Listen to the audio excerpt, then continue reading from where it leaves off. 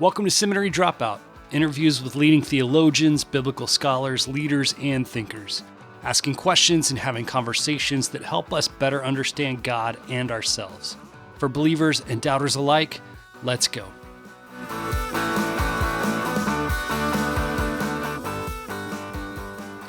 My guest today is Dr. Dale Allison. Dale, thanks so much for being on the show. Happy to be here, Shane. Well, for those who don't know, why don't you just tell a little bit about yourself, your, where you are in life and your profession and all that good stuff. Well, I teach at Princeton Theological Seminary, and I am in the Biblical Studies department. I focus on the New Testament and early Christianity. And within that umbrella, I suppose I focus mostly on the historical Jesus and the Gospels, including especially the Gospel of Matthew. But I'm also very interested in Second Temple Judaism and have actually written commentaries on a couple of Second Temple Jewish texts. Beyond the field of biblical studies, there are other things I do too, just for fun. So once in a while, between heavy academic books, I'll write about something else. So a number of years ago, I wrote a book on George Harrison. I wrote a book on the afterlife and what might lie beyond and our reasons for thinking this or that. My most recent book was actually on religious experience in the modern world, which is sort of my own version, if I'm so bold, my own version of William James's Variety of Religious Experience, updated for the contemporary world. So quite a few things, but most people think of me as doing Jesus, I suppose, and the Gospel of Matthew, because I've written most of the books I published have been on those two subjects, I suppose. You're pretty prolific. George Harrison, I did not know about that one. That's pretty cool.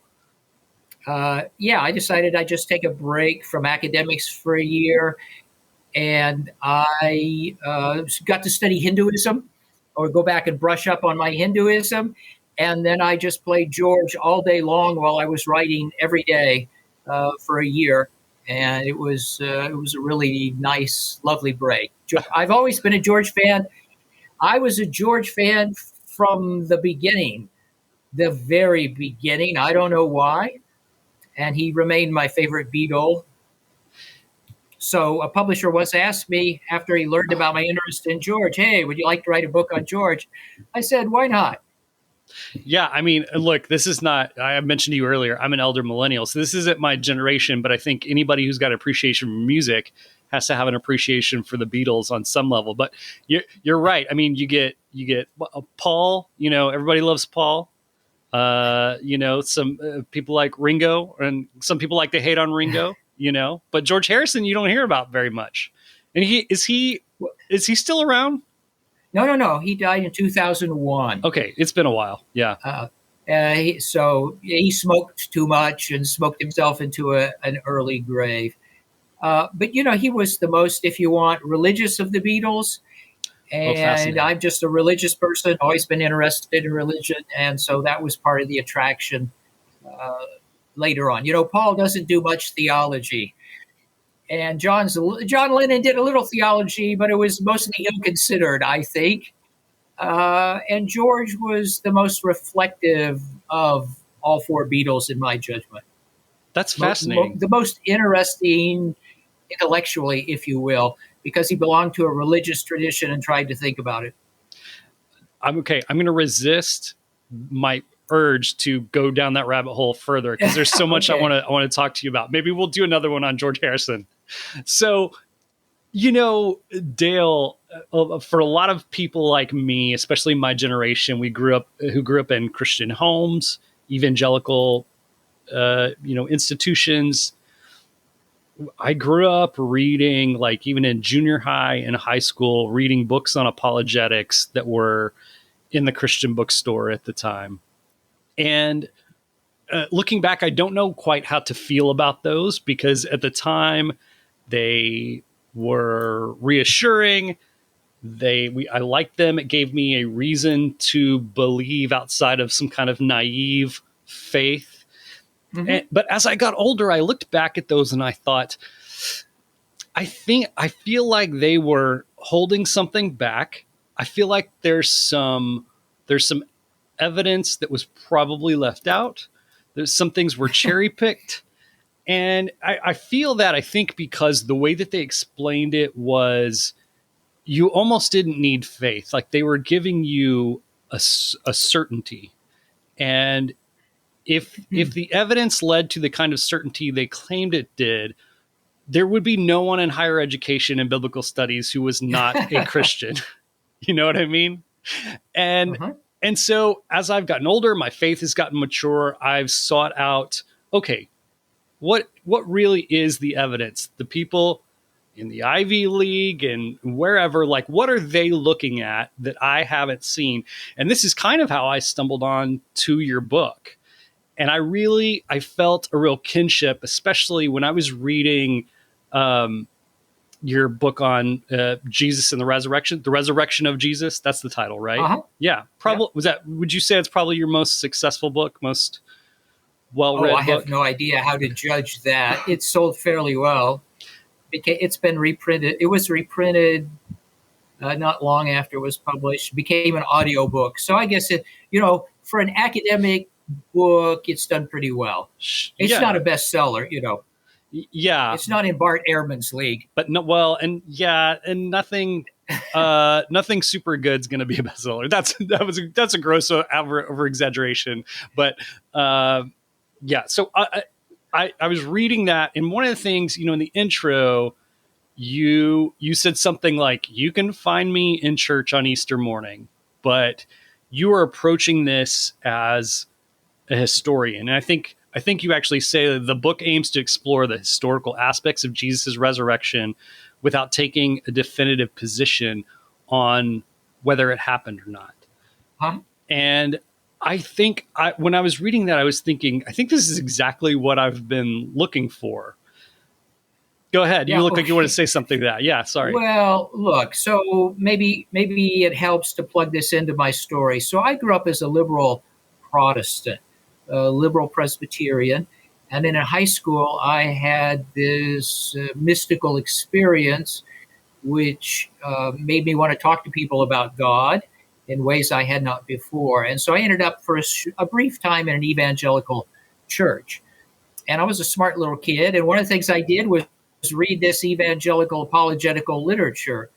And part of the problem for me is that it just didn't convince me. I came away thinking, boy, I wish you had convinced me of this, but I just don't know what to think. I remember reading what is one of the most sophisticated apologists in modern times. So this was a man named Wolfhart Pannenberg, who was a German theologian. And in his Christology, he claimed to show that Jesus rose from the dead. And I remember reading his section of this book that was on the resurrection. And when I finished it, I actually put it down and walked around the room and said, what did this guy just do? Did he actually do what he claims he did? And I wasn't sure of this, but that was my response to almost all apologetics. Did this person really do what he or she claimed to do? And so I ended up, in the long run, coming away disappointed from popular apologetical works, and decided that the only way to figure things out was to look at things for myself. And I had a choice in college: should I become a philosopher, PhD in philosophy, or should I pursue religious studies? I don't know why I picked religious studies and ended up eventually in Bible. But it was in part because I was not persuaded by what anybody was saying about much. Everybody seemed to be shallow about a lot of things. And so the only option was, I guess I'm going to have to find out for myself.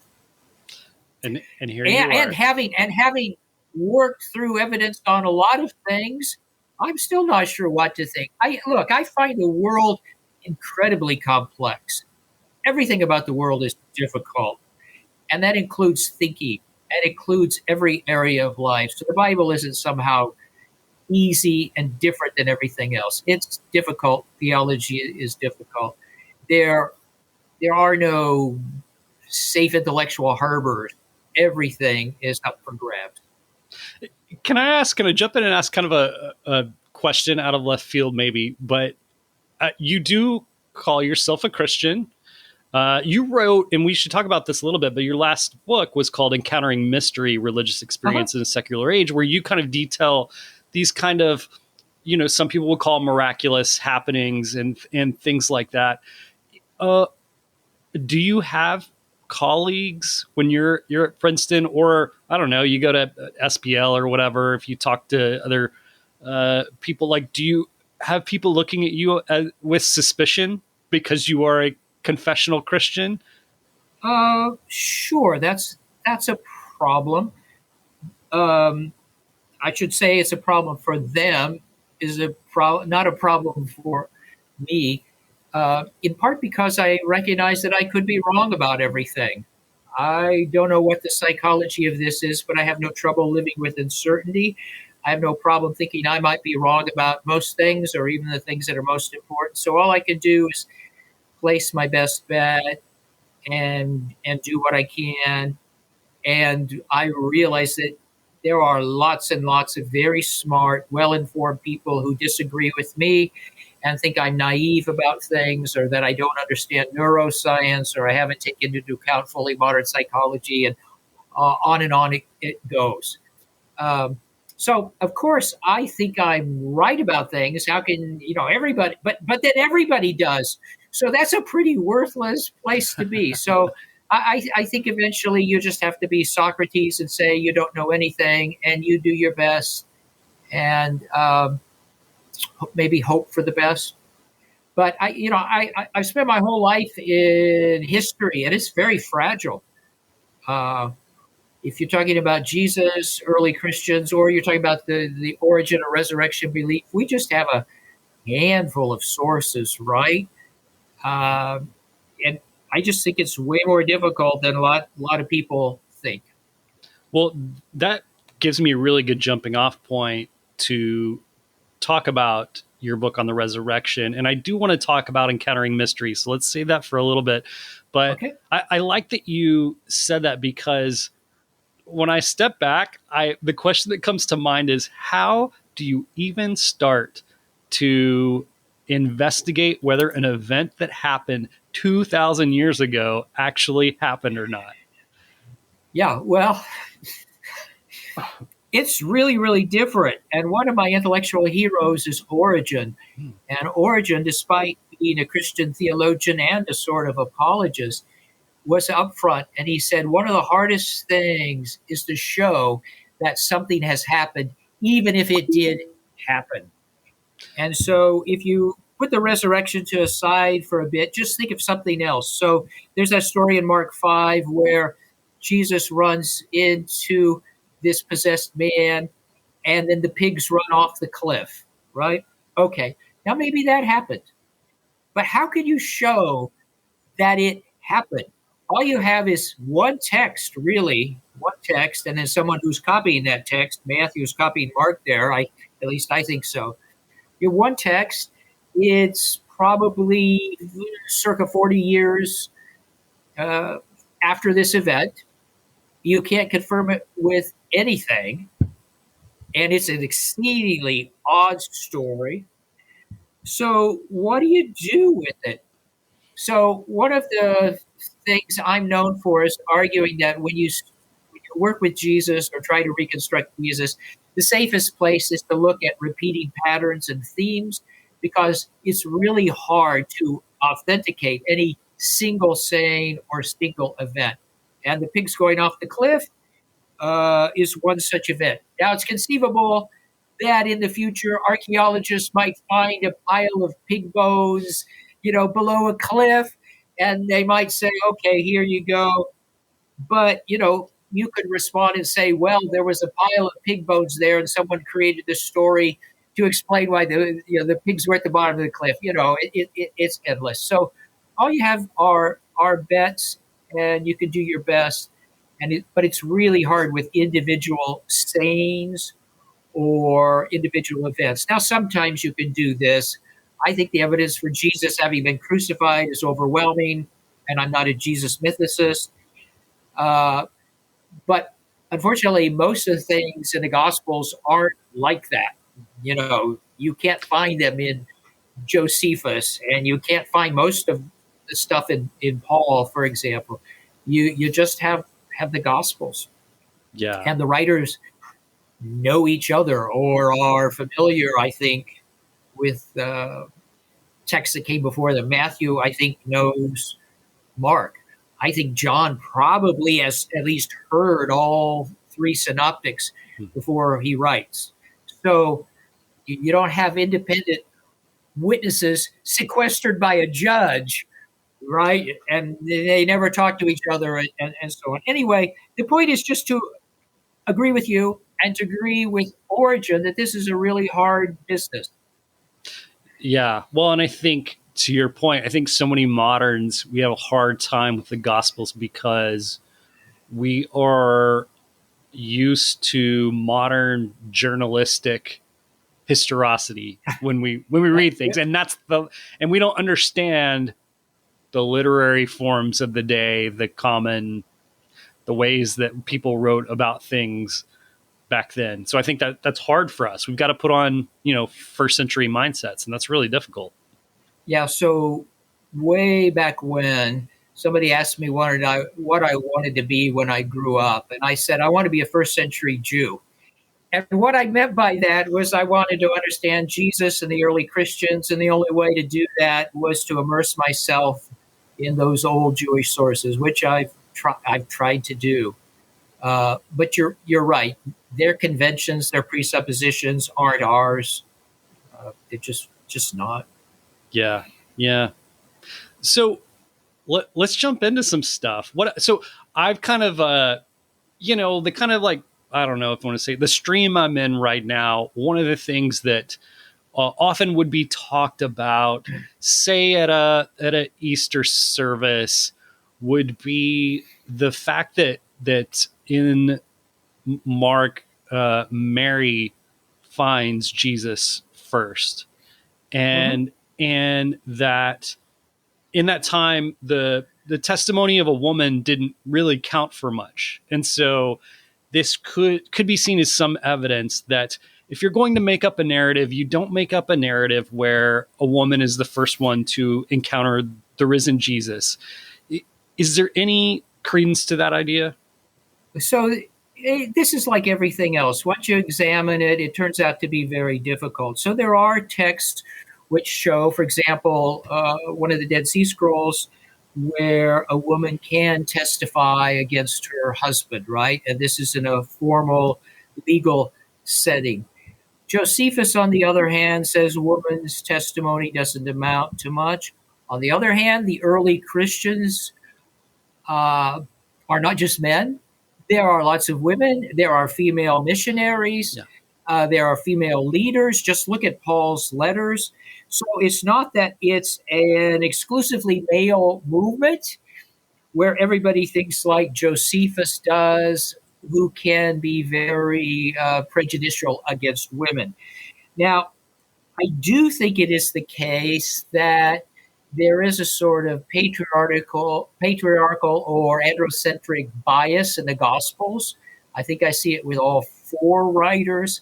And I do think it's not likely that they would have created a story completely out of nothing in which Mary is the one, or Mary plus someone else discovers the tomb. I think there's something to that argument, but it's not a knockdown proof. It's not easily deployed without talking about all the uh, attendant themes and problems with it. You can't just make a statement, for example, about women's status in Judaism because there were different views, obviously. And then women themselves are going to have different views about women, and there are women who are active in the early church. And so in my most recent book on the resurrection, called The Resurrection of Jesus, I do have a very long chapter on the empty tomb where I look at this argument, but it's probably 10 pages long.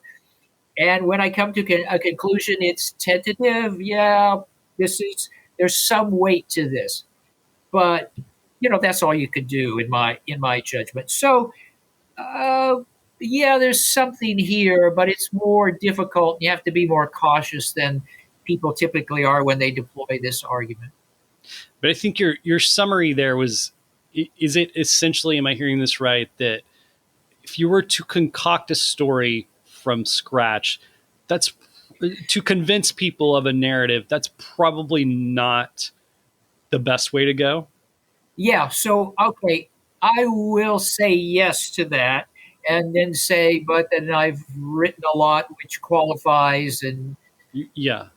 modifies that. But okay, at the end of the day, yes, there's something to that, I think.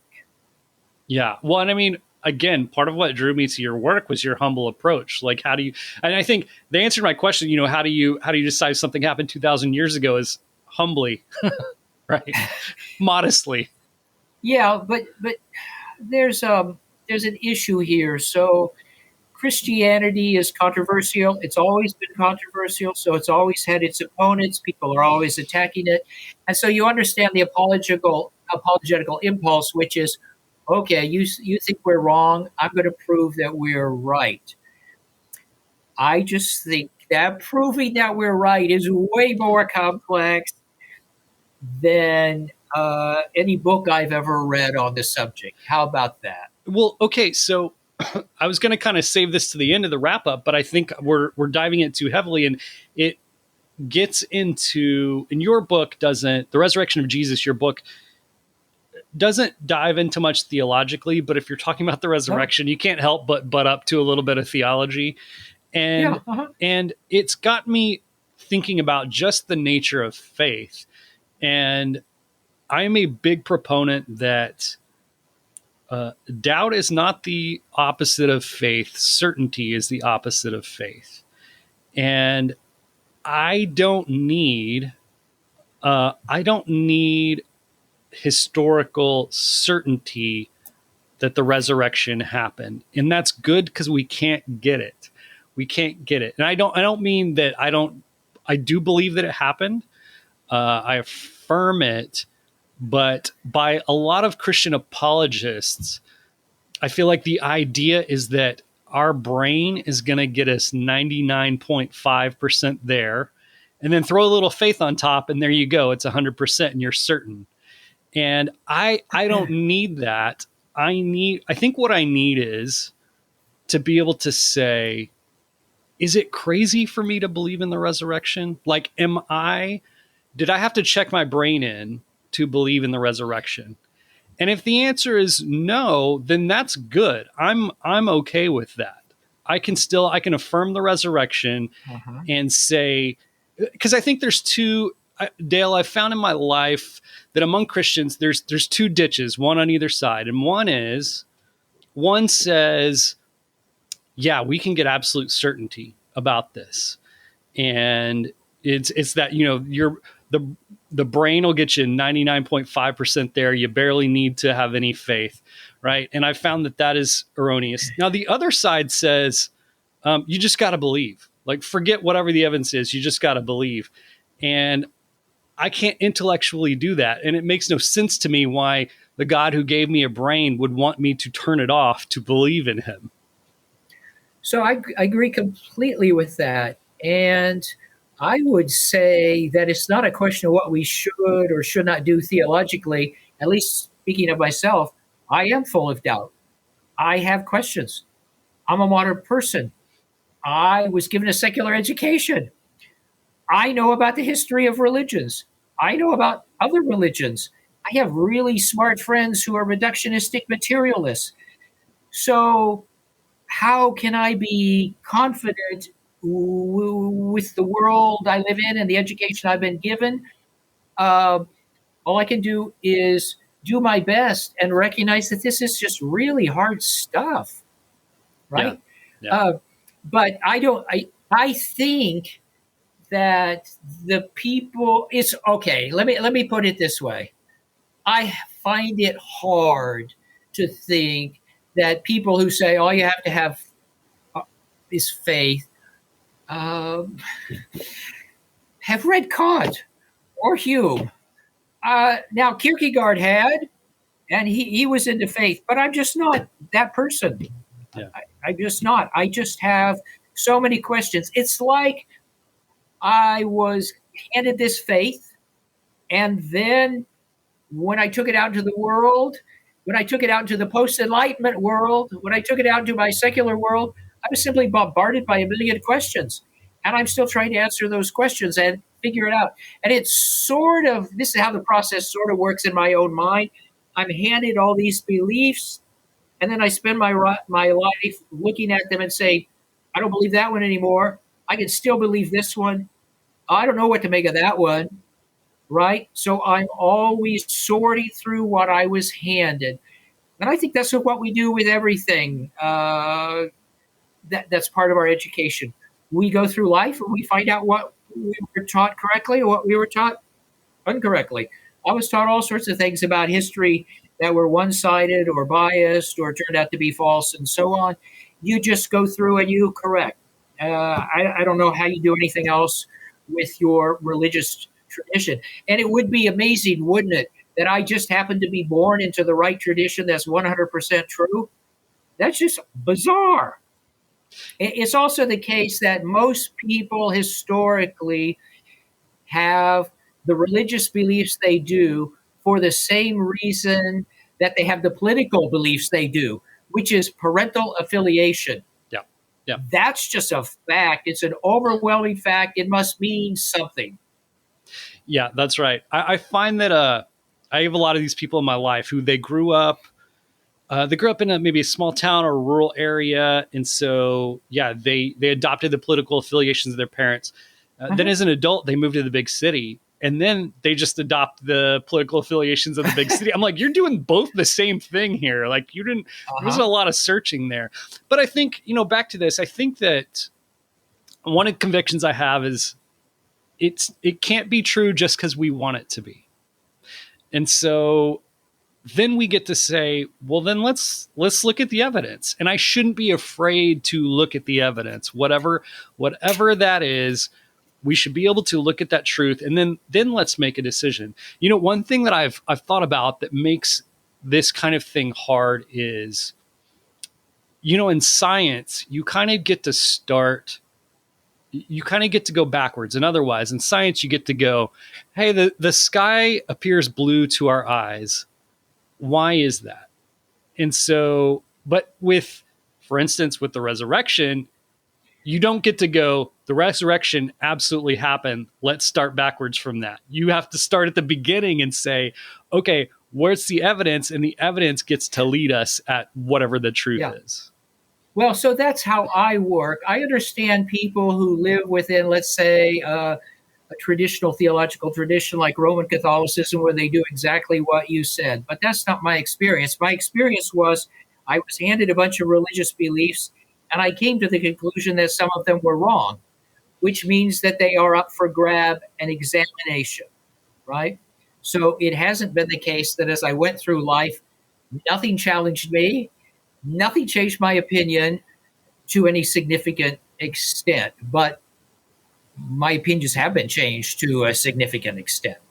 So, that's just a fact. Well, so and I have to live with it. I don't know about for you, but for me, when I have changed my mind about things, I often discover a more beautiful God. If I can be real theological, Okay. So like I was handed a belief of like eternal conscious torment, and started to really look at the testimony of Scripture, and came to a different belief on that. I like this God better, and I don't think that I don't think I was biased. I don't think I just made a different decision and then justified it. Although I guess we're all biased in some ways. But to me, the searching has been really rewarding in that regard. And I get that there are some people for whom that searching has been painful. They've found the truth in a really painful way for whatever reason, because they had their worldview is upended, and that can be uncomfortable at sometimes. Yeah, well, so I agree with you part of my own story is I was raised as a liberal Presbyterian, and nobody was telling me you have to believe this or you have to believe that. Maybe it was too lax, too laissez-faire, whatever. But I never was part of a system where I felt afraid if I stepped out. Nobody was Yeah. telling me, if you ask that question, you'll go to hell. Nobody said that. Yep. Yep. So my wife did grow up as a very conservative Baptist, and she has a very different experience than I do. It's been much, much harder for her to become liberal about some things than me. Heck, I started out liberal about some things, right? Nobody actually told me what I should believe about the Bible in my liberal Presbyterian church. They read it, and they told us we should read it. They preached sermons, but they didn't tell us that it was infallible, inerrant. They didn't give us specific doctrines about it. And so I guess I have felt free just to think about it myself. But I know from talking to my wife, it was very different for her. Yeah. Yeah. Yeah. And I still have convictions about the nature of the authority of the Bible, but I still have a lot of freedom there. Like I still, that doesn't mean, so for instance, well, and this will relate to something else about the resurrection stuff. To me, Christianity hinges all on the resurrection. And if the resurrection happened, then that means all manner of things are possible and beautiful and can be made new. If the resurrection didn't happen, and I mean in a historical sense, and with all due respect to people who find a way, the Marcus Borgs of the world, who would call themselves Christians but don't affirm the historical resurrection, it doesn't make much sense to me. I lose it all if the resurrection wasn't true. Now I forgot where I was going with this. We were talking about. Well, if I don't know where you're going, I don't know how to respond. No. Yeah, right. No, I don't know. I'm not going to get it back. But I think. But one of the original thing I wanted to say about that was, I know what I was going to say. If the resurrection's true, then it's okay to me if, for instance, the story about, Jesus walking along and picking up a fish and it pulls a coin out of his mouth. It's all right if that's not historically true. If the resurrection's true, then the other thing cannot be true, and that's not really a huge deal to me. You know what I mean? And so, and I can still have some kind of theology of the authority of Scripture and hold to those things at the same time. So this gets into very difficult areas that I don't think we want to enter with the time we have left. But yes. I can say this. I sometimes think of my high school algebra class. And the teacher told us that when we found errors in the textbook, we should let the teacher know, and he would send them in to the author or the publisher, and in the next edition, they'd clean it up, right? And he'd been doing this for years. And every year, his students would come up with more errors or more mistakes. Well, from one point of view, that's instructive to me. We still learned algebra.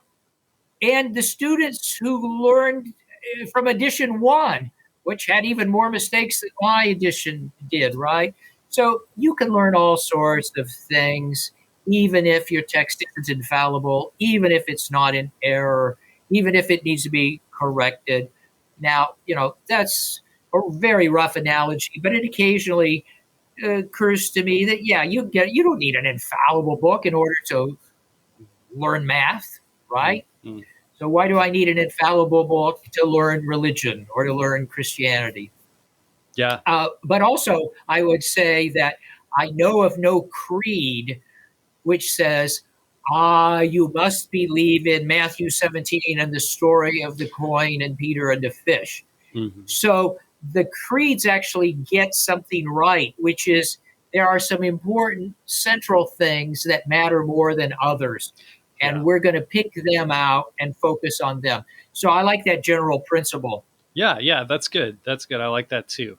Okay. So, since we're like blowing through our time here because I'm enjoying this conversation so much, let's kind of big picture some stuff. I'm curious to know from you, what do you feel like the best evidence is for a historical resurrection? Okay, so we're going to have to go back to my most recent book. And so what I did is I played devil's advocate. And I said that if you want to be a skeptic and you want to disbelieve, there is a scenario which makes sense and will make sense to you. And we don't need to outline it here, but it involves stealing bodies from tombs, which is an activity we know happens, right? So if I were a skeptic, I wouldn't say the story of the empty tomb is a legend. I'd say it's historical and the body was stolen by thieves and Mary Magdalene found it. And then she and maybe some others had what you would call bereavement visions, and bereavement visions are all hallucinatory, and you could get it started that way. Okay. But I also said that the details of this story have no precise parallel to me, not just in antiquity, but across time. And so to put it in brief, I said, if you want to be a skeptic, you can be a skeptic and keep your mind, your brain. And if you want to believe this, you don't have to leave your brain at the door. You can do this also. But I said, just on plain historical grounds, you're not going to be taught which way to go on this. I think that the historical data has to be configured within a worldview, which involves all sorts of things that history can't give you.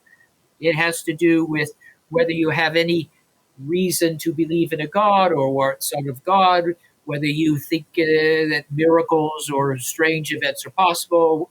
It depends on all sorts of things. So this is an anti-apologetical move. Apologetics is here we have history, and on history we can build our foundation and then we can construct Christianity on the basis of this. That's Mm, not how I see mm, it. I see Christianity as a worldview, a language of discourse, and the resurrection is part of that. And the meaning of it and the reality of it are construed in terms from this larger worldview. So I'm not a foundationalist with regard to the resurrection. mm. So that's how I think I would respond to your question. I don't think history can give you what you want or need if you're looking for a worldview. There are so many more things that go into that. And it's your worldview that's actually going to interpret the historical data for you or tell you what you should think rather than the other way around. Sure. Yeah. I don't disagree with that. At the same time, I think, for instance, if you had said, and if other scholars had said, in a Jewish worldview, first century Jewish worldview, it would be perfectly consistent to say, for people to say, for Jesus followers to say, he rose from the dead, and mean that in a metaphorical sense. You know, Okay, so I don't see any evidence for Jews using resurrection that way with stories like Mark 16 or John 21 or John 20. I don't see that. So maybe resurrection in Ezekiel 37 is a metaphor for natural restoration, mhm. but that passage is also given a very literal understanding later on by Jews. And I think the view that you have in the Talmud, which is that resurrection involves bones and the Mount of Olives splitting in half and bodies coming out and so on. I think there was a lot of literalism back then. So that's my own historical uh, take on this. But going back to what I was trying to say earlier and worldview, you have to think of this. If you're a modern apologist, and you're trying to show Jesus rose from the dead or that God raised Jesus from the dead, that's very different than Peter in Acts 2 and 3. In Acts 2 and 3, Peter is speaking to a Jewish audience. They believe in God. They believe in miracles. They believe in a Messiah or a Messianic son of David. They believe in a resurrection of the dead. They already have these categories. And that's what makes it possible to speak like this. If you have none of those categories and you have the same historical facts, they're not going to be construed the same way. Yeah. So I guess my point is, if we look at the evidence and we say, we don't really think that the early followers believed in a literal resurrection, that wouldn't disprove a literal resurrection, but it's pretty damning, I think. But I don't think they did. No, that's what I'm saying. Like, if you had gone through and said all those things, and if it makes it incredibly uphill battle to believe in a literal resurrection, then we could follow that, right? But I think the word that keeps coming to mind is plausibility. And what you said, we don't have to check our brains in the door to believe in the resurrection, and that's all my faith needs, is to get that far, to not say, no, this is preposterous. And I love, one of the habits you have is to put yourself in the frame of mind of the skeptic. And I don't blame skeptics one bit for starting backwards, for going, well, what we know is people don't raise from the dead. So then let's construct that narrative that gets us to fit these facts that would work. I don't blame them at all for doing that. That's perfectly reasonable, I think. Yeah, the other thing you have to think about is that people who are trying to prove that Jesus rose from the dead want him to have risen from the dead and want this to vindicate their religion. And often it's the case that people who are taking the time to construct arguments against Jesus rising from the dead have their own agenda. Yeah. And often it's very understandable. People who were raised in fundamentalist churches that they now hate, people who have seen all the bad things and damage that religion does, all the nonsense that. So I'm a religious person, but I'm perfectly willing to observe the obvious, that religion is not always and everywhere good for people. It hasn't been.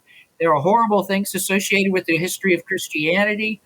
There are things about current Christianity that make me cringe, and so on and so on and so on. So I understand somebody who says, heck, I don't want this guy to rise from the dead. That'd be terrible. Yeah. Right? Yeah. Yep. Yeah. Well, in the time that we have left, tell me a little bit about encountering mystery. So my understanding is you cataloged all these kind of mystical events and work them out, discuss them. And some fit into a perhaps traditional Christian worldview, and some don't. Yeah. So I'm doing three things in this book. First of all, this is not a cutting-edge academic treatise. I think of it as sort of journalism. So if you go through the right sources, do the right sort of research, you realize that many things you think of as rare are really common. Mm-hmm. Really common. It's just that we have a sort of censorship within society and within churches that don't allow people to speak up. So in this book, I report on how common it is for people to run into ostensibly evil spirits or wicked forces or satanic oppressive powers and so on. Secular people who have no religious inclinations at all. I also show how common mystical, transcendent experiences are, how common it is for people to run into some force or to think they've run into some force that is loving and compassionate and overwhelming, and they end up thinking that's what reality is all about, right? I've looked at experiences surrounding deathbeds, not just near-death experiences, but visions at deathbeds and so on. So what I'm doing here is just say, look at these experiences. When you look into them, they are everywhere. People are having them, whether they're religious or not, whether they fit into a theological program or not. That's the first thing the book does. Second thing the book does is it tries to argue that if you are otherwise a normal person and you have a vision or think you've seen an angel or whatnot, that's no reason to be pathologized.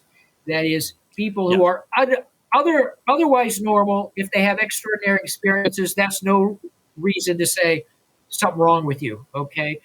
So I am very personally involved in this. I've had visions. Every member of my immediate family has had visions. They've been really important and meaningful to us. We're highly educated, rational people, and we're not mentally ill. There's not anything wrong with us. All right. So people need to recognize not only that certain things happen way more often than they think, but they're not indicative of psychological pathology.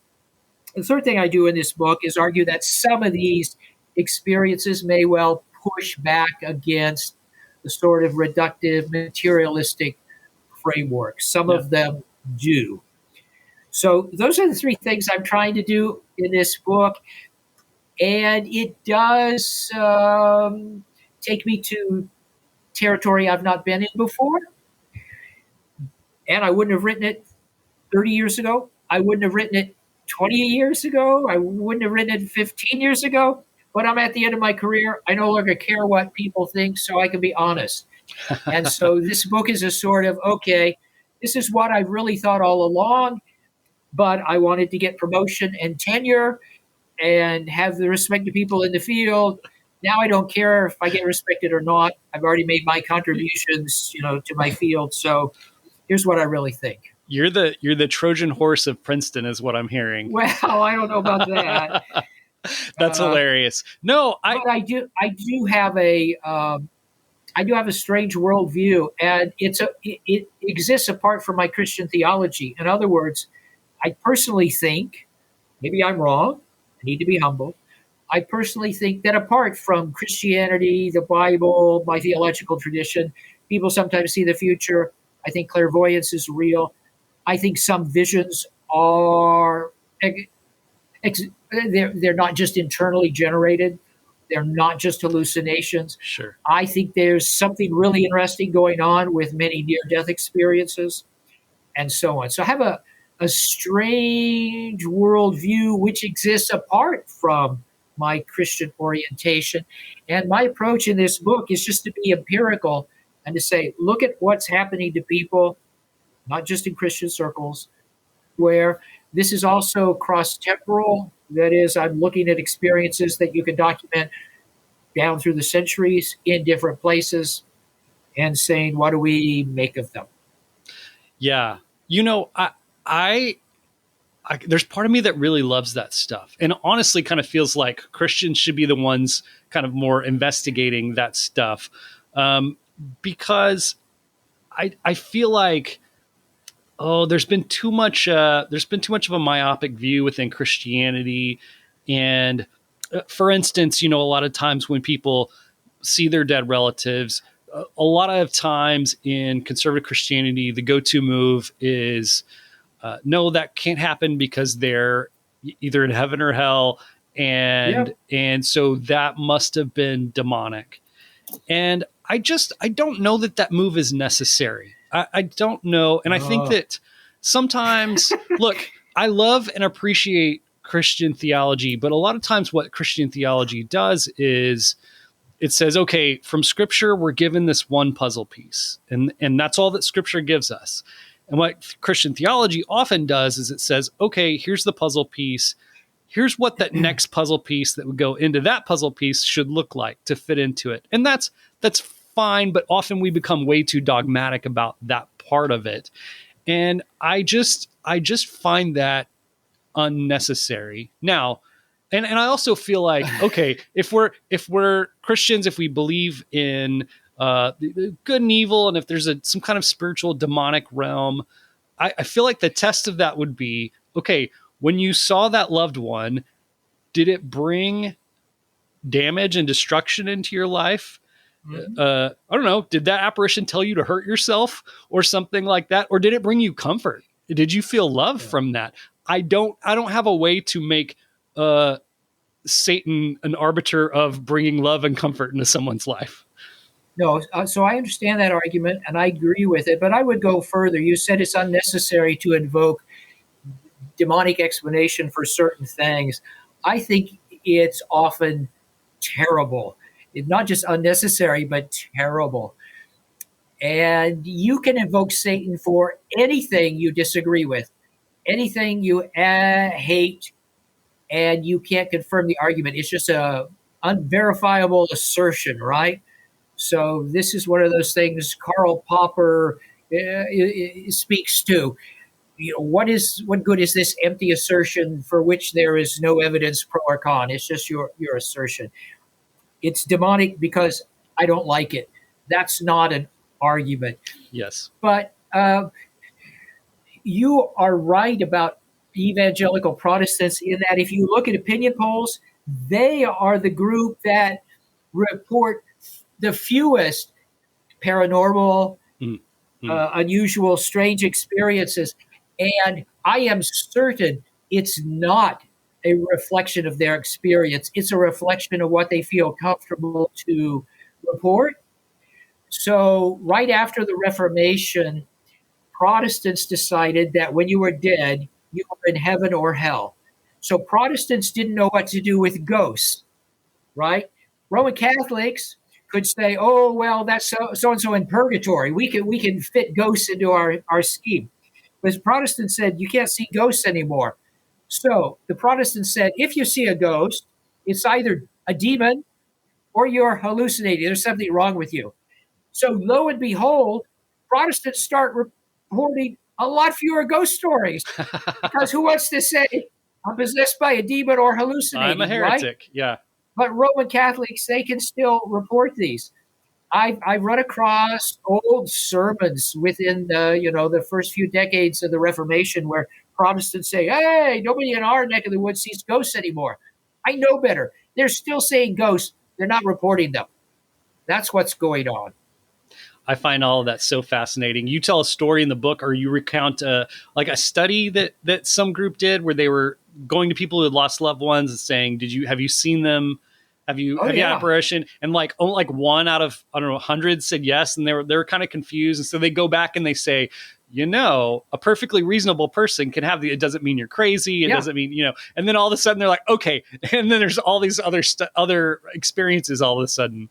So that particular study, 2% of the people involved said, yes, I've been in contact with my dead spouse.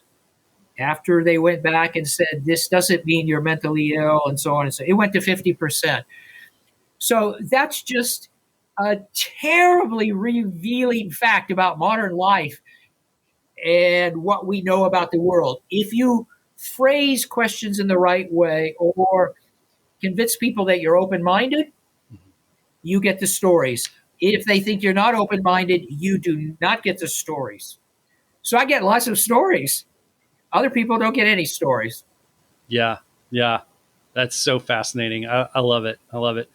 Okay. Well, Dr. Allison, this has been such a treat for me. Thank you for your work, your scholarship. I have to say, the research you did for the resurrection of Jesus is mind-boggling because every page is like a third citations. You really get your page count up that way. Well, I wasn't trying to get my page. I know. I'm giving you a hard time, but it was impressive. It's just that this topic has fascinated me for so long. So I've tried to read as much as I can. That's it. I'm actually unhappy with the book because the print's too small. I don't like it. Oh. I wish they'd made the book longer, but then it would cost more, and that's what the publishers are all about. They can charge more then. Come on. Well, I'm not in charge of that part of the business. I write the book, and then it's out of my hands. Well, Dr. Allison, it's been a pleasure. Thanks so much for joining me. Thanks. Enjoyed speaking with you. That's all for today, friends. I hope you found something helpful.